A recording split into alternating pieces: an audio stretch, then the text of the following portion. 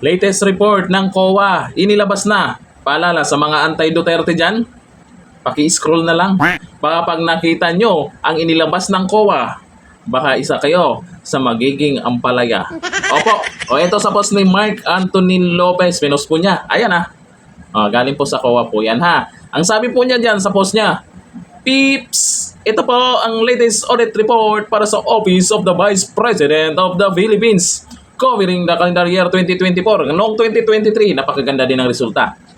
Ipasa niyo po sa mga panay ang putak at walang humpay ang atake sa ating VP Inday Sara Duterte.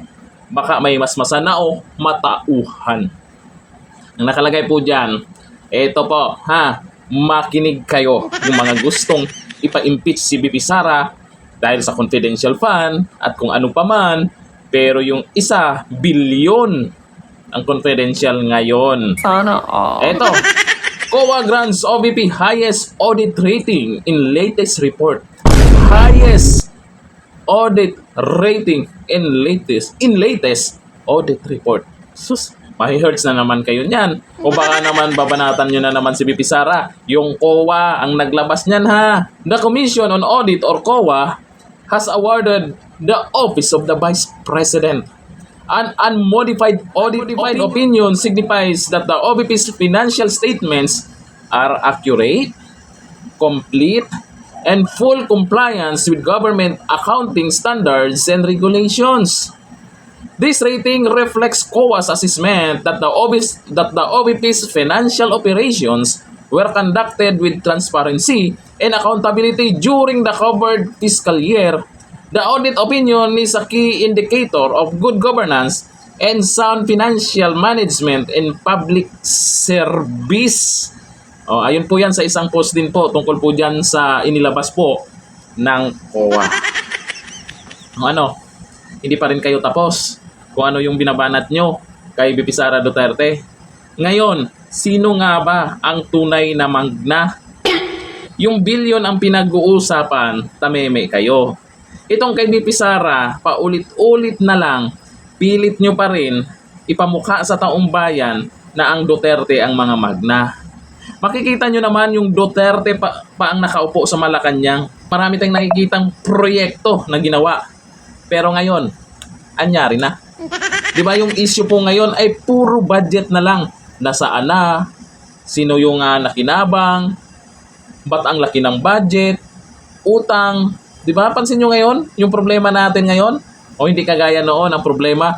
Ay, si ganito, nakuan, kay nagpupulboron man. Ito, yung ganitong balita, ito yung talagang masakit sa mata pag nakapos na. Si Tamba kaya, kumusta? Kumusta yung COA report ni Tamba? Bakit naman ilabas nyo na? Hindi yung kay VP Sara na lang. Nakaraan ganito din. Ang resulta, nakaraang 2023, unmodified opinion din po. Ngayong 2024, ganun din. Etong 2025, pag matapos ng buong taon na to, malamang ganito pa rin ang resulta niyan. O paano nyo po sisiraan si VP Sara? Alam na kung sino talaga ang magna. Sabi po ng mga netizens, sabi ni Budget Precioso, magagalit na naman mga anti-neto. Malamang. Hindi lang galit, inggit na inggit. Sabi ni Kerex Ferrer, ayaw nila ng mga ganitong balita. Mahi-hurts kasi sila, syempre. Sabi ni Jingming, hindi tanggap ni Tambayan. Siya, may ganito pa na COA report? Wala pa. Sabi ni Rodel Bellarmino, marami na naman tututubong ampalaya dito. Abangan natin yan sa mga mag-comment dyan. Pero, mas maganda, ikalat natin na ito ang resulta ng COA report.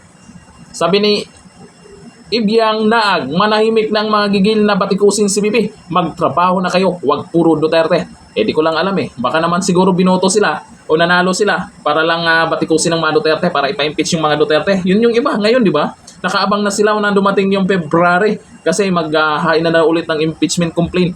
Akalain mo ba naman yun? Binoto kayo ng taong bayan, ewan ko lang kung talagang taong bayan ha.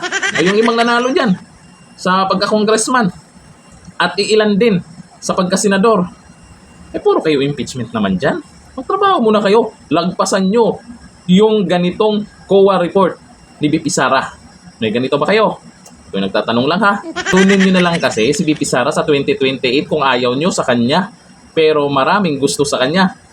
Taumbayan talaga. Yung iba dyan, lagi nagsasalita, ganito ang gusto ng taong bayan. Pero, mukhang kayo-kayo lang.